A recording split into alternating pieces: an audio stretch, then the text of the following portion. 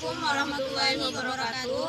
Kami dari kelompok 8 akan mempresentasikan materi tentang Amsal fil Al-Quran.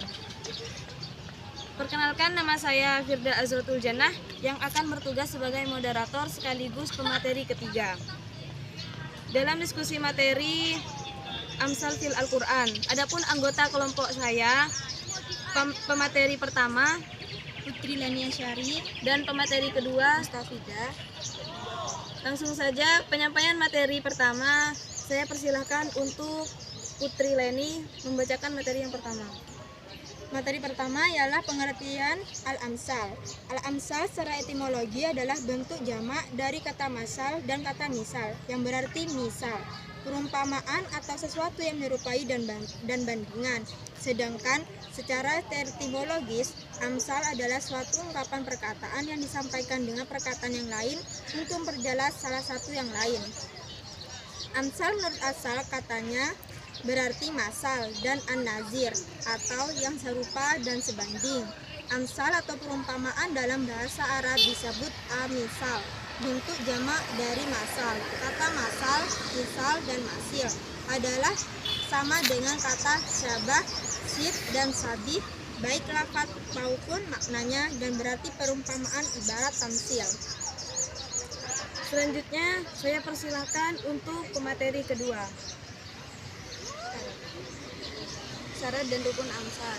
Di dalam amsal terdapat 3 unsur. Yang pertama, harus ada yang diserupakan al-musyabbah, yaitu suatu yang akan diceritakan. Yang kedua, harus ada asal cerita atau al-musyabbah bih, yaitu suatu yang dijadikan tempat menyamakan. Yang ketiga, harus ada segi persamaannya, wajhul musyabbih, yaitu arah persamaan antara kedua hal yang disamakan tersebut.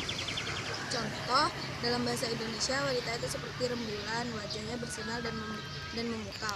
Maka musyabbah di sini adalah wanita, musyabbah bihnya yaitu rembulan.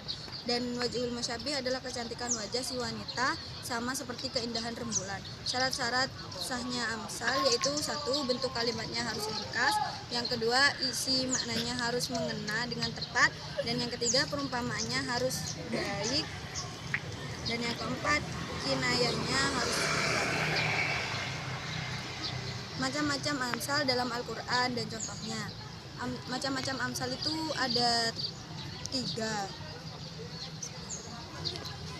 Yang pertama, amsal musarrohah, yaitu amsal yang di dalamnya dijelaskan lafaz-lafaz amsal, yaitu yang menunjukkan tasybih, yaitu perumpamaan yang jelas di dalamnya terdapat lafaz matal al-matlub atau sesuatu yang menunjukkan tasybih.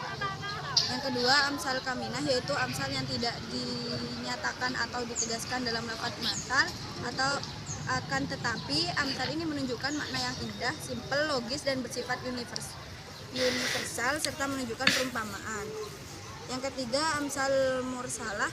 Amsal mursalah ialah kalimat-kalimat bebas yang tidak menggunakan kata perumpamaan secara jelas, tapi kalimat ini berlaku sebagai perumpamaan atau ungkapan bebas tanpa ada unsur tasybih. Akan tetapi biasanya dipergunakan sebagai kiasan. Contoh amsal mursalah terdapat dalam Al-Quran surah Al-Isra ayat 17-18.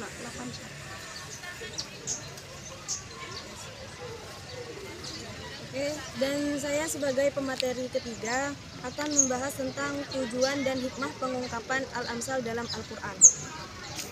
Menurut Nasruddin Baidan, amsal dapat dibagi dalam 2 kelompok besar, yaitu faedah umum dan faedah khusus.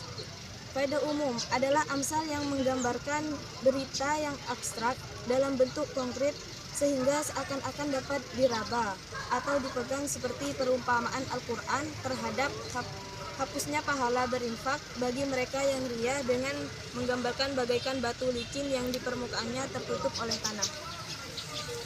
Yang kedua, faedah khusus adalah kandungan kalimat atau ungkapan ayat yang mengandung amsal itu membawa pesan khusus yang tidak ada pada kalimat amsal yang lain. Zaman Al-Umairi mengemukakan bahwa ada beberapa hikmah dan tujuan dari amsal Al-Quran, yaitu 1. Menggambarkan sesuatu yang abstrak dalam bentuk konkret yang dapat dilaksanakan atau dirasakan. 2. Memberi motivasi untuk melakukan sesuatu yang bermanfaat. 3. Menggambarkan sesuatu yang tidak nampak ke dalam yang nampak. 4. Agar manusia menghindari perbuatan-perbuatan buruk yang dibuatkan perumpamaan. Mungkin cukup itu saja yang bisa dijelaskan oleh kelompok kami. Kesimpulan, Amsal Al-Quran adalah penampakan pengertian yang abstrak dalam bentuk yang indah dan singkat yang mengena dalam jiwa, baik dalam bentuk tasbih maupun majas marsal. Faedah mempelajari Amsal Al-Quran yang terpenting adalah mendorong manusia untuk melakukan amal ibadah dan mencegahnya melakukan hal-hal yang dibenci oleh agama, serta manusia dapat mengambil pelajaran dari Al-Quran dengan mengambil hal-hal yang baik dan menjauhi hal-hal yang buruk demi mendapatkan kebahagiaan hidup dunia dan akhirat. Tujuan dari ayat-ayat perumpamaan kehidupan dunia yang tercantum dalam Al-Quran bertujuan untuk mengajak manusia baik yang beriman, kafir maupun fasik untuk segera menyadari bahwa tujuan akhir dari hidup dan kehidupan adalah kehidupan dunia dan akhirat. Mungkin cukup sampai di sini, kurang lebihnya mohon maaf.